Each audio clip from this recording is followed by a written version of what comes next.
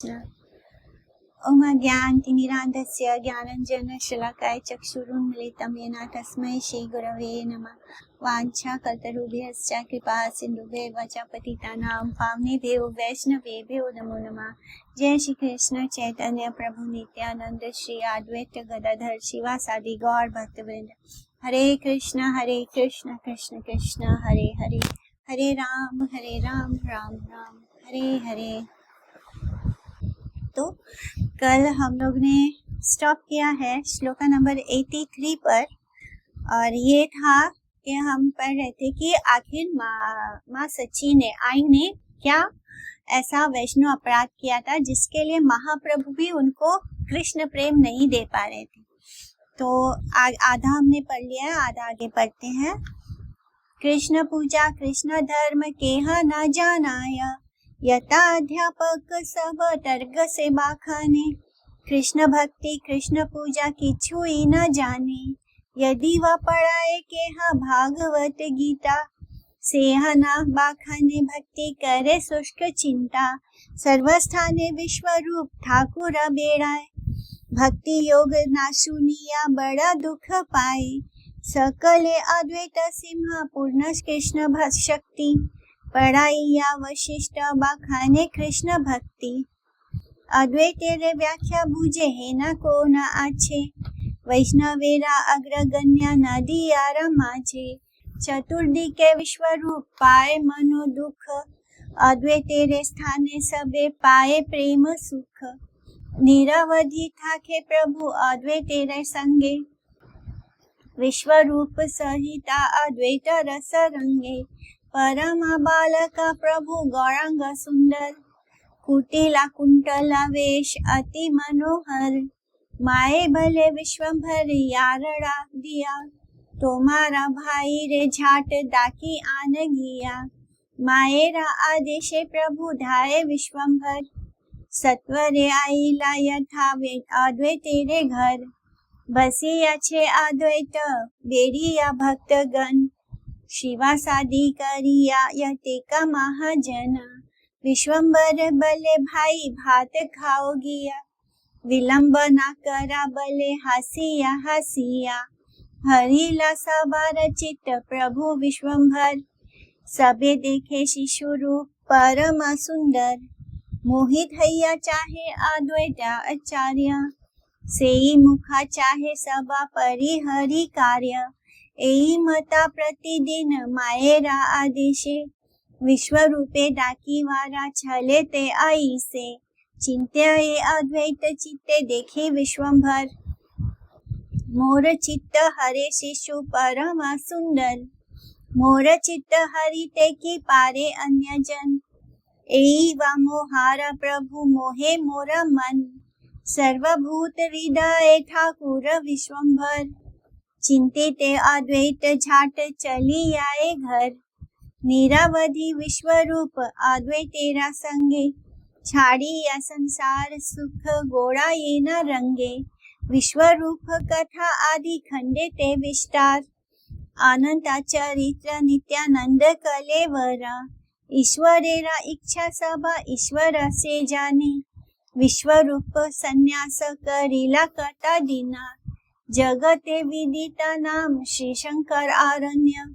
चलीला अनंत पथे वैष्णव अग्रगण्य, करी दंड ग्रहण चलीला विश्वरूप। निरवधि आई रावी दरे शोके बुक, मने मने गने आई हैया सुस्थिरा। अद्वैता से मोर पुत्र करीला बाहिरा, तथापि आई वैष्णव अपराध भया। किछु न बलाए मने महा दुख पाए, विश्वम्भर देखी सब पासरीला दुख। प्रभु ओ माएरा बड़ा बाड़ा ये न सुख, दैवे कथा दीने प्रभु करीला प्रकाश। निरावधि अद्वैतेरा संहति विलास, छाड़ी या संसार सुख प्रभु विश्वम्भर। लक्ष्मी परिहरि ठाके अद्वैतेरा घर, नारहि गृहे ते पुत्र है न देखी आई।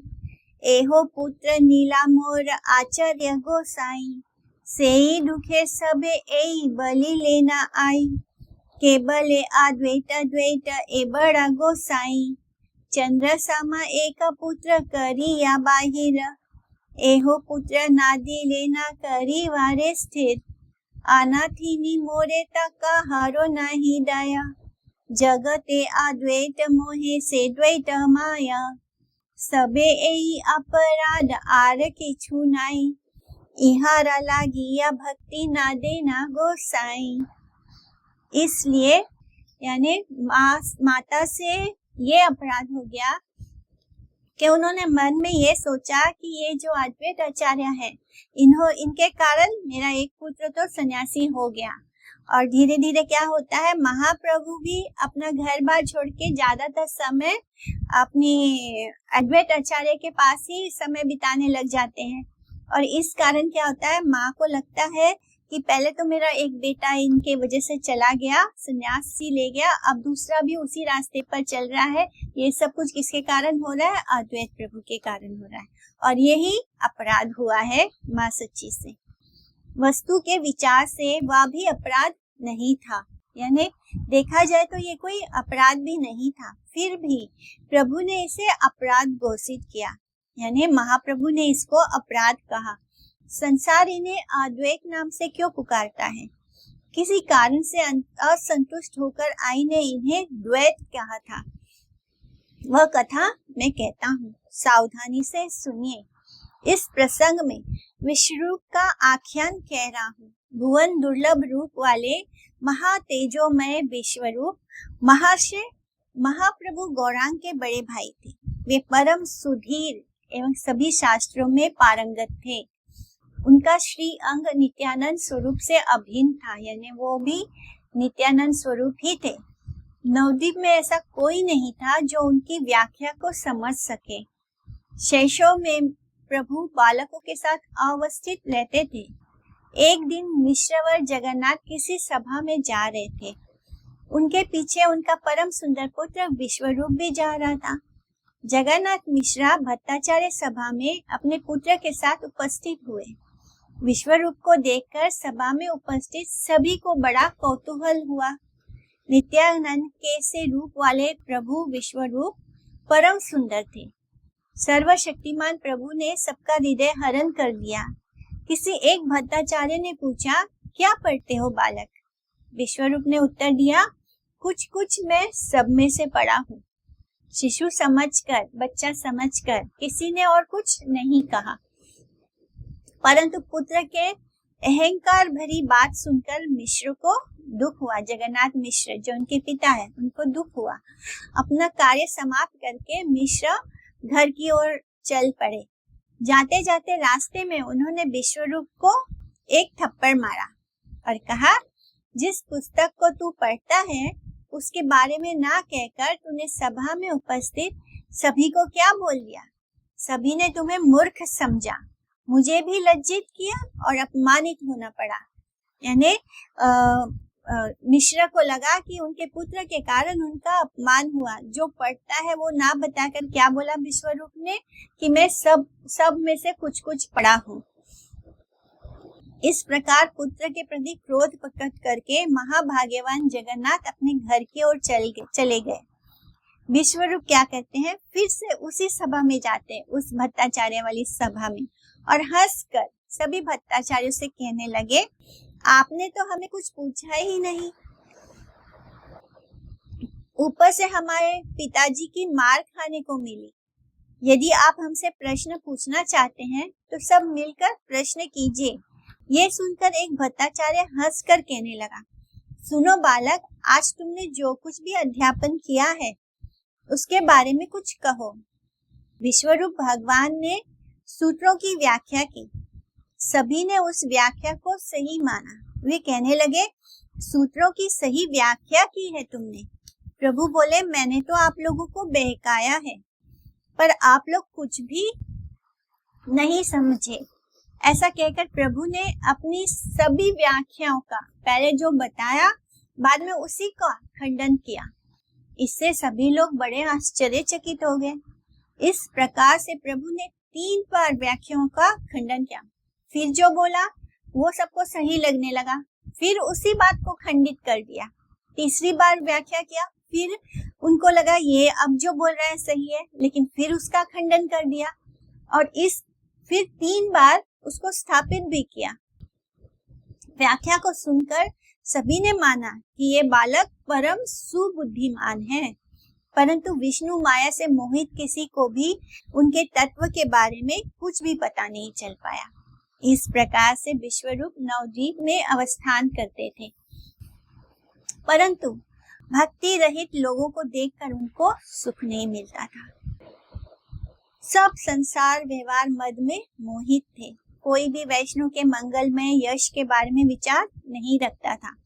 पुत्र आदि के महोत्सव पर, यानी पुत्र का जन्मदिन हो, इस तरह के महोत्सव पर सभी धन खर्च किया करते थे, परंतु कृष्ण पूजा अथवा कृष्ण धर्म के बारे में किसी को कुछ पता ही नहीं था। जितने भी अध्यापक थे, कृष्ण पूजा कृष्ण भक्ति के बारे में वे कुछ भी नहीं जानते थे। यद्यपि कोई भागवत और गीता आदि भी पढ़ाते थे, पर वे भी भक्ति का बखान नहीं करते, यानी भक्ति रहित गीता और भागवत पढ़ाते थे, भक्ति का बखान नहीं करते थे, केवल शुष्क सूखा चिंतन में ही डूबे रहते थे।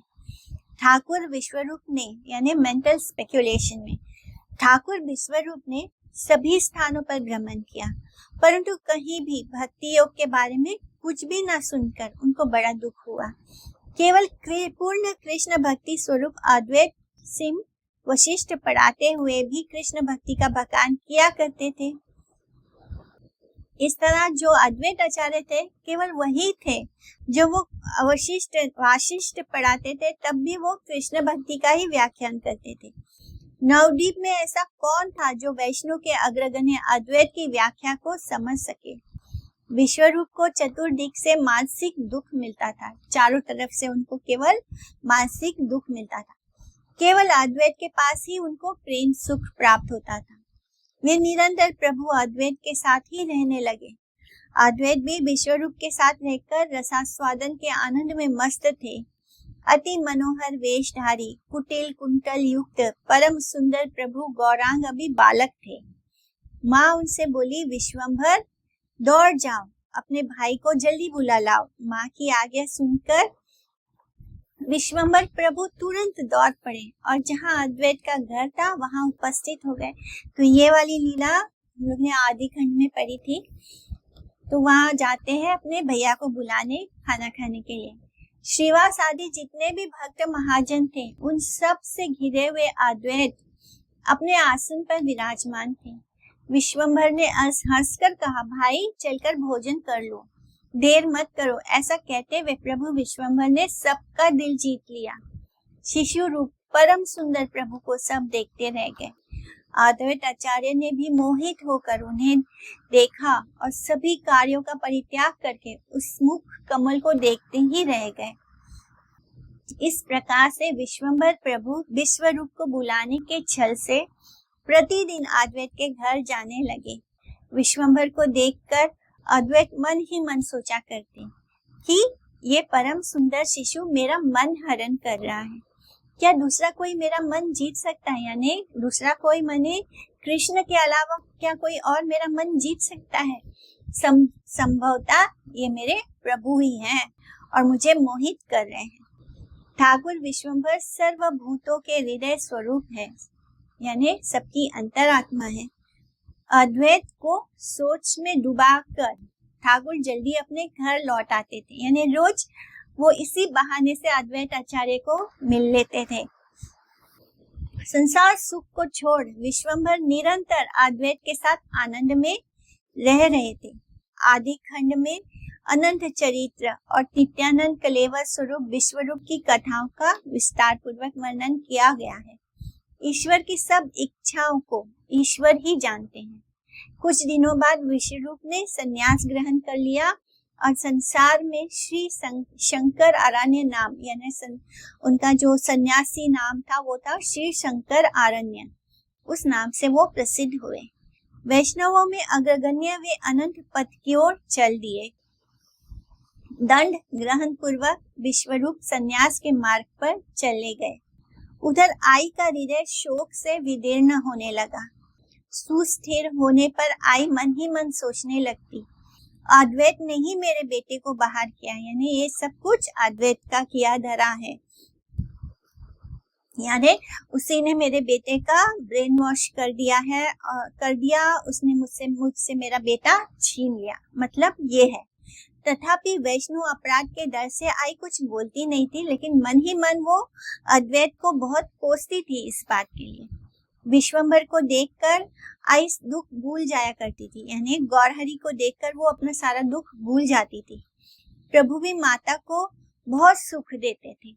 कुछ दिनों बाद दैव से प्रभु ने अपने आप को प्रकाशित किया। उस समय प्रभु का विलास निरंतर अद्वैत के साथ ही होने लगा।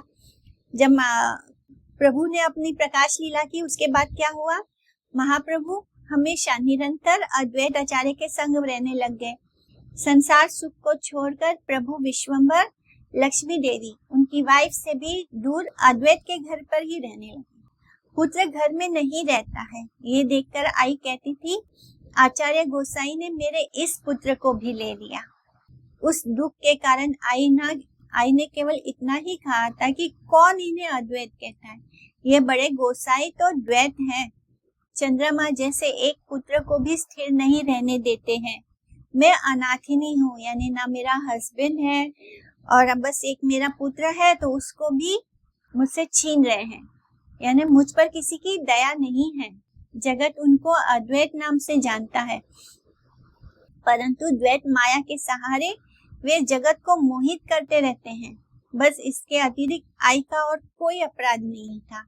इस कारण गोसाई गौरांग महाप्रभु ने उन्हें भक्ति प्रदान नहीं की। प्रभु के बड़े भाई विश्वरूप सभी शास्त्रों में विशारद थे।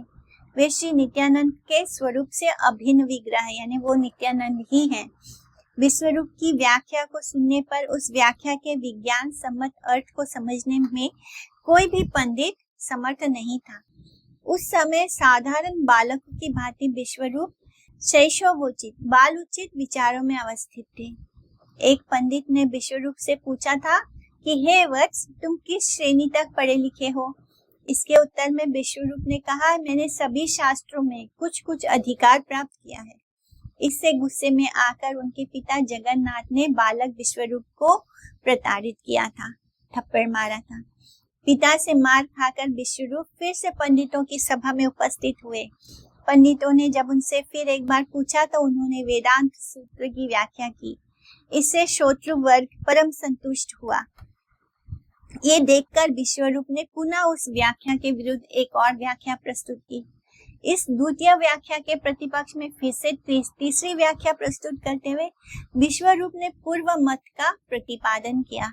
विश्वरूप स्वयं भागवत तत्व है, इसलिए पंडित कुल विष्णु माया से मुग्ध होकर तत्व के विषय में कुछ भी समझ नहीं पाए।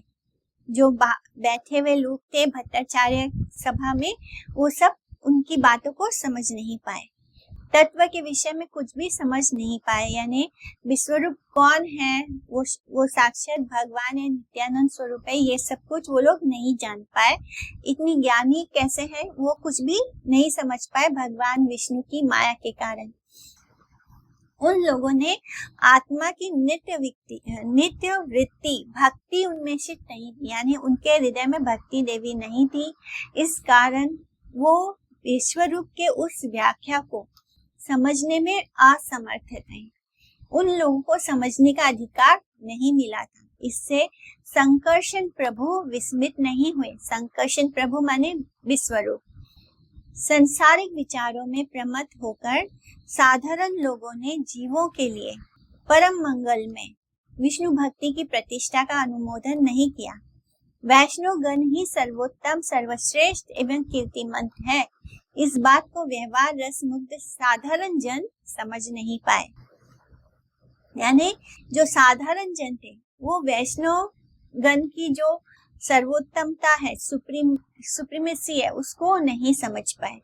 सांसारिक लोग कर्म फल के कारण मिलने वाले दुख के अपसार हटाने को ही धर्म समझते हैं। यानी जो हमें इस भौतिक संसार में मटेरियल दुख मिलता है, उसको दूर करने को ही सांसारिक लोग धर्म मानते हैं। पितृवर्ग जो धन उपार्जित करते हैं उस धन राशि को पुत्रों का सुख बढ़ाने के लिए विवाह आदि में खर्च करना ही उचित समझते हैं। यानी बड़े ही तामझाम से जो मटेरियल विवाह होता है, ये सब चीजों में वो पैसे खूब खर्च किया करते थे। उस समय भी जो संचित अर्थ के द्वारा कृष्ण पूजा एवं कृष्ण धर्म के ज्ञान की प्राप्ति का किसी ने भी अनुमोदन नहीं किया। यानी वो अपने सारे पैसे अपने परिवार के सदस्यों पर, उनके विवाह पर, उनका कोई ना कोई सांसारिक जो उत्सव होता है उसमें खूब पैसे खर्च करके लोगों को बुलाकर इस तरह की चीजों में उनका धन व्यय करते थे। लेकिन जो कृष्ण पूजा है, जो कृष्ण धर्म है, इस पर उनका कोई ध्यान भी नहीं था, ना ही वो उसको अनुमोदन करते थे, ना ही उसको जानना चाहते थे। और तो और आज भी भले बुरे का भेद जानने में अक्षम व्यक्तिगण कर्म फल के कारण पीड़ित जन की सहायता में आत्मनियोग को ही कृष्ण पूजा एवं कृष्ण अभिज्ञान प्राप्ति की अपेक्षा अधिक सम्मान प्रदान करते हैं। माने जो फिलॉन्थ्रोपिक वर्क होता है, गरीबों की सेवा करना, अस्पताल बनाना, यानी इस चीज को कृष्ण पूजा से ज्यादा इम्पोर्टेंट देते थे। आज भी जो लोग कर्म फल भोगते हैं, ऐसे कर्मों का फल प्राप्त किए हुए गरीब बीमार लोगों को, उनकी सेवा को ही वो लोग भगवान की पूजा से ज्यादा इम्पोर्टेंस देते हैं। सभी पंडित अध्यापक जड़ इंद्रिया के सहारे विचार तर्क की प्रधानता की स्थापना करने में लगे हुए थे। कृष्ण सेवा एवं कृष्ण अर्चन की सर्वोत्तम है, ये उन्होंने नहीं समझा था। छात्रों को भागवत एवं गीता आदि सद शास्त्रों को पढ़ाते हुए भी अध्यापक महाशय अपना मंगल साधन करने के स्थान पर कुतर्क एवं व्यर्थ चिंतन के द्वारा भाव्य विचारों का ही प्रदर्शन किया करते थे। यानी उनको भगवत गीता और श्रीमद् भागवतम में भी उनको भक्ति नहीं मिल रही थी, वो उसको भी क्या करे, उस पर भी वो उन बातों पर विचार करते जो उनको मटेरियल चीजों से जोड़ती है। यानी वो केवल मेंटल स्पेकुलेशन में ही अपना समय बर्बाद करते थे। उनको गीता में और भागवतम में, ऐसे शास्त्रों में उनको कृष्ण भक्ति का उनको कोई ज्ञान ही नहीं था।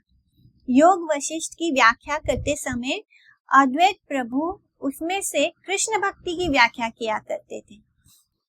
जब अद्वैत प्रभु योग वशिष्ठ के बारे में बताते तो उसमें भी वो कृष्ण भक्ति बताते। उन्होंने संपूर्ण रूप से कृष्ण शक्ति को धारण करके अपने वैष्णव अग्रणी नाम की सार्थकता का संपादन किया। यानी उनको सभी लोग वैष्णव अग्रणी बोलते। वैष्णव में सबसे आगे कौन है? अद्वैत आचार्य। इस नाम को, वैष्णव अग्रणी नाम को उन्होंने सार्थक किया था। कैसे? वो जो भी पढ़ाते उसमें वो कृष्ण भक्ति ढूंढ लेते।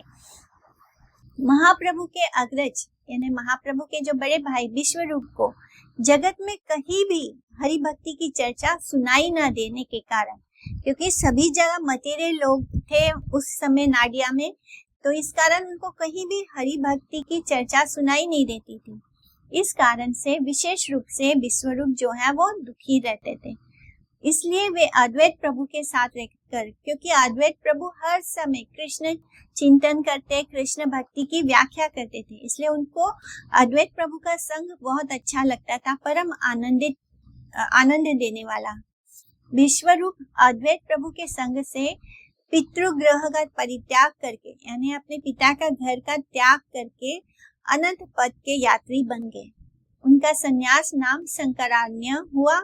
अद्वैत प्रभु के संग से विश्वरूप का गृह परित्याग देखकर, यानी अद्वैत प्रभु के संग करने के कारण क्या हुआ, विश्वरूप ने अपना घर छोड़ दिया, जिसको देखकर उनकी जननी, उनकी माता सची देवी अद्वैत प्रभु के आचरण की निंदा कभी नहीं की। ये सब जान के उनको कष्ट हो रहा था अंदर से, लेकिन फिर भी उन्होंने कोई निंदा नहीं की उनके आचरण की। परंतु फिर भी अद्वैत के प्रति सची देवी द्वारा अपराध का अभिनय हुआ। श्री गौर हरि भी अपनी पत्नी लक्ष्मी देवी का संग त्याग कर अद्वैत प्रभु के पास रहने लगे। ये देखकर अद्वैत प्रभु के प्रति सची देवी की अनासक्ति और भी अधिक बढ़ने लग गई, यानी उनको और भी ज्यादा अद्वैत आचार्य पर मन ही मन गुस्सा सा आने लगा। भले ही उन्होंने कभी अद्वैत प्रभु के सामने उनकी कोई निंदा नहीं की थी। और कैसे हम बोलते हैं ना कि कलयुग में अगर हम मन से कुछ सोचते हैं गलत, तो भी जब तक हम एक्चुअली में वो गलत काम ना करें तब तक हमको उसका कोई बुरा फल नहीं मिलता। लेकिन कलयुग का ये प्रभाव है कि अगर हम मन से कुछ अच्छा सोचते हैं तो उसका अच्छा फल हमको मन से खाली सोचने पर भी उसका फल मिलता है, लेकिन मन में बुरा सोचने पर भी किसी के बारे में हमको उसका कोई बुरा फल नहीं मिलता। और यहाँ पर माता सची ने क्या किया, उनके मन ही मन उनको दुख था अद्वैत आचार्य को लेकर कि पहला उनका बेटा छीन गया उनके कारण, और दूसरा महाप्रभु भी अब ज्यादा समय अद्वैत आचार्य के संग ही बिताने लग गए, ना वो अपनी वाइफ पर ध्यान देते ना घर पर ध्यान देते। तो इस बात की उनको पीड़ा थी, पर किंतु उन्होंने कभी कुछ कहा नहीं था अद्वैत आचार्य को। तब भी महाप्रभु ने ये दिखाया कि सची देवी से ये अपराध हुआ है, क्योंकि वो सबको ये बताना चाहते थे कि किसी वैष्णव के प्रति अगर हम अपराध करेंगे तो चाहे वो उनकी माता ही क्यों ना हो, तब भी प्रभु हमको क्षमा नहीं करेंगे। इस तरह अद्वैत प्रभु के प्रति सची देवी की अनासक्ति और भी अधिक बढ़ने लगी। क्रोध में आकर सची देवी कहने लगी कि अब केवल मेरा एक ही पुत्र संसार में रह गया है। पहले पुत्र को अद्वैत प्रभु ने परामर्श देकर सन्यासी बना दिया है और मैं उस पुत्र की सेवा से वंचित हो गई हूँ। फिर इस पुत्र को भी वे वैसा ही परामर्श दे रहे हैं, काउंसलिंग कर रहे हैं। अतः अद्वैत प्रभु जगत में अद्वैत नाम से परिचित होने पर भी मेरे लिए माया जाल बिछा रहे हैं। इस अपराध के कारण सची देवी को भागवत सेवा विमुखिनी होने का अभिनय करना पड़ा था। श्री अद्वैत एवं श्री नित्यानंद में भेद बुद्धि रखने वाले मूढ़ जनों को शिक्षा देने के लिए प्रभु द्वारा अद्वैत एवं नित्यानंद तत्व का निरूपण। एकाले ये वैष्णवेरा बड़ा छोटा भाई भले, निश्चिंते ठाकुर का से जानी वे करता काले, जना नीरा लक्ष्य शिक्षा गुरु भाग्य भगवान, वैष्णव अपराध करा ये न सावधान। वैष्णव अपराध ये न कराए न सावधान, चैतन्य सिंहेरा आज्ञा करी या लंघन, ना बुझी वैष्णवा निंदे पाई बेबंधन, एका कथा हेतु की सुना मन दिया, ये निमित्ता गौरा चंद्र बलि लेना इहा, त्रिकाल जाने ना प्रभु श्री सच्चिनंदन, जाने ना सेवी वे अद्वैत तेरा दुष्ट गणा, अद्वैत तेरे गाई वे श्री कृष्ण बलिया, यथा किछु वैष्णवेरा वचन निंदिया, ये बलि वे अद्वैत तेरे परम वैष्णव, ताहरे बेरिया लंगी बे पापी सब, से सब गनेरा पक्ष अद्वैत धरिते, एता बड़ा शक्ति नाही ए दंड देखीते, सकल सर्वज्ञ चूड़ामणि विश्वंभर, जाने ना विलंबे हई वे का बहुतरा, अतेवा दंड देखाइया जननी रे, साक्षी करी लेना अद्वैत आदि वैष्णवेरे, वैष्णवेरा निंदा करी वे का यारा गणा, तारा रक्षा सामर्था नाही का कोना जना, वैष्णवा निंदा का गणा याहारा आश्रया, आपने ही एड़ाई ते ताहारा संशया, बड़ा अधिकारी हया आपने एड़ाया, शूद्र हैला गणा सहा अध पाते याये, चैतन्यरा दंड बुझी वारे शक्तिकारा, जन नीरा लक्ष्य दंड करीला सवारा, येवा जना अद्वैत तेरे वैष्णव बलिते, निंदा करे दंड करे मरे भाल मते, सर्व प्रभु गौरांगा सुंदरा महेश्वरा, एई बड़ा स्तुति ये ताहारा अनुचरा, नित्यानंद स्वरूपे से निष्कपट हया, कही लेना गौरा चंद्र ईश्वर करिया। नित्यानंद प्रसादे से गौर चंद्र जानी, नित्यानंद प्रसादे से वैष्णवेरा चीनी। नित्यानंद प्रसादे से निंदा याय शया, नित्यानंद प्रसादे से विष्णु भक्ति हया। निंदा नाही नित्यानंद सेवकेरा मुखे, अहर्निशा चैतन्येरा यश गाय सुखे। नित्यानंद भक्त सवदी के सावधान, नित्यानंद प्रीतेरा चैतन्य धन प्राण। अल्प भाग्य नाही हया नित्यानंद दास, यहाँ लाओ याय गौर चंद्रेरा प्रकाश। ये जन सुनाए विश्व रूपेरा आख्यान, से हया अनंत दास नित्यानंद प्राण। तो इस समय जो व्यक्ति वैष्णव में से किसी को छोटा और किसी को बड़ा कह रहा है, कुछ दिनों बाद उसे निश्चित रूप से पता चल जाएगा कि सच क्या है। जननी को, अपनी माता को उपलक्ष्य बनाकर शिक्षा गुरु भगवान गौर सुंदर ने सभी को वैष्णव अपराध के बारे में सर्तक किया था। जो चैतन्य सिंह के आदेश का उल्लंघन करके बिना समझे वैष्णव निंदा करेंगे, वे बंधन में फंस जाएंगे। जिस कारण गौरचंद्र ने ऐसा कहा है, उस कारण के बारे में एकाग्र चित्त होकर सुनिए। प्रभु श्री सच्चिदानंद त्रिकाल यज्ञ है। वे जानते थे कि दुष्टगण अद्वैत की सेवा उन्हें विष्णु मानकर करेंगे। वैष्णव ने जो कुछ भी कहा है उसकी निंदा करके वे अद्वैत को श्री कृष्ण के रूप में मान्यता प्रदान करेंगे। जो ये कहेगा कि अद्वैत परम वैष्णव है, उसके विरुद्ध सब पापी इकट्ठा होकर खड़े हो जाएंगे। यानी महाप्रभु आगे क्या होने वाला है सब कुछ जानते थे और उसका उल्लंघन करेंगे। अद्वैत प्रभु भी उन सब पापियों की रक्षा नहीं कर पाएंगे। उनमें इतनी शक्ति नहीं कि उस दंड का सामना कर सके। विश्वंभर समस्त सर्वज्ञों की चूड़ामणि है। वे जानते थे कि आने वाले समय में ये सब पापी और भी बढ़ जाएंगे। इसलिए जननी को दंड प्रदान करके उन्होंने अद्वैत आदि वैष्णवों को साक्षी बना दिया। इस तरह उन्होंने जानकर ये लीला रची कि अपनी ही माता को उन्होंने दंड प्रदान किया अद्वैत आचार्य के प्रति वैष्णव अपराध करने के कारण।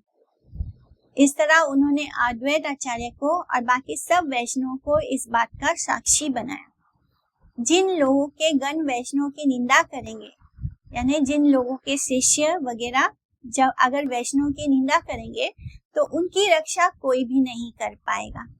वैष्णव निंदक जन जिसके आश्रय में रहते हैं, उसके लिए भी उस अपराध से उन्हें बचा पाना बहुत कठिन है। जो बड़ा अधिकारी होता है वह अपने आप को बचा सकता है, परंतु अधिकार कम होने से उसका गण सहित अधपतन हो जाता है। चैतन्य के दंड को समझने की शक्ति किसमें है? जननी को लक्ष्य करके उन्होंने सभी को दंड प्रदान किया। अद्वैत को वैष्णव कहने वाले व्यक्ति की जो निंदा करता है उसको दंड मिलता है, वह अच्छी तरह से मरता है। महेश्वर श्री गौरांग सुंदर सभी के प्रभु हैं। ये उन लोगों के लिए बहुत बड़ी स्तुति है जो उनके अनुचर हैं। गौरचंद्र ने निष्कपट भाव से नित्यानंद स्वरूप को ईश्वर कहा है। नित्यानंद की कृपा से वैष्णव को पहचाना जा सकता है। नित्यानंद की कृपा से निंदा का नाश होता है। नित्यानंद का सेवक कभी वैष्णव निंदा नहीं करता है। वह रात दिन आनंद के साथ चैतन्य के यश का कीर्तन करता रहता है। नित्यानंद का भक्त हर समय सावधान रहता है और सावधान रहने के कारण वो किसी के प्रति अपराध नहीं करता। नित्यानंद का भक्त हर समय सावधान रहता है। नित्यानंद के जो सेवक हैं, भृत्य हैं, उनके लिए चैतन्य ही धन एवं प्राण है। अल्प भाग्य होने पर कोई भी नित्यानंद का दास नहीं बन सकता। अगर सुकृति नहीं है, अल्प भाग्य हो तो कोई भी नित्यानंद प्रभु का दास नहीं बन सकता। नित्यानंद के दास ही गौरचंद्र को प्रकाश में लाते हैं। जो विश्वरूप के इस आख्यान को सुनते हैं वे अनंत देव यानी नित्यानंद प्रभु के दास होते हैं और नित्यानंद उनके प्राण स्वरूप होते हैं।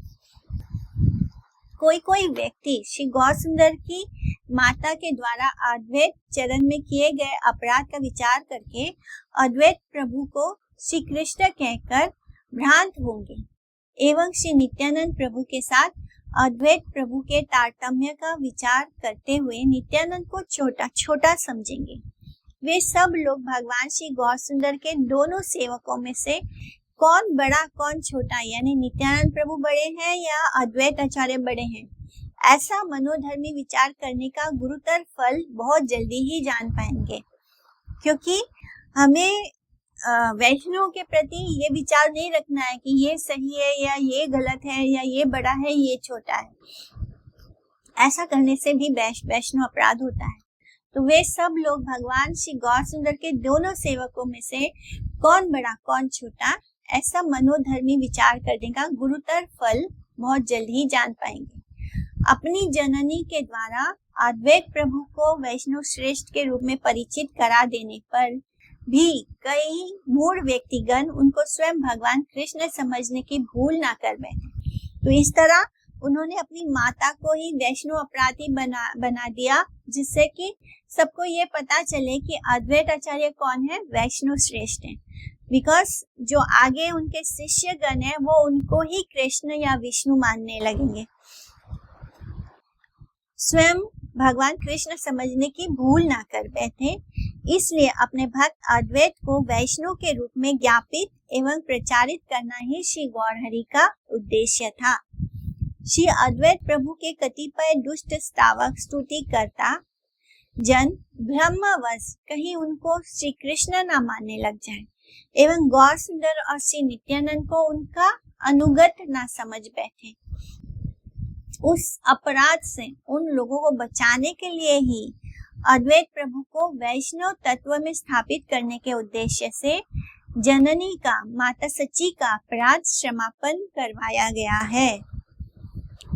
यानी अगर कोई अद्वैत आचार्य को कृष्ण मान बैठे और श्री गौर सुंदर और श्री नित्यानंद प्रभु को अद्वैत आचार्य के अनुगत मान ले, उनको सरेंडर किए हुए समझ ले, ऐसा करने से क्या होगा, उन लोगों को अपराध लगेगा। तो भगवान उन लोगों को ऐसे अपराध से बचाना चाहते थे, इसलिए उन्होंने इस बात को स्थापित किया कि जो अद्वैत आचार्य है वो वैष्णवों में श्रेष्ठ है।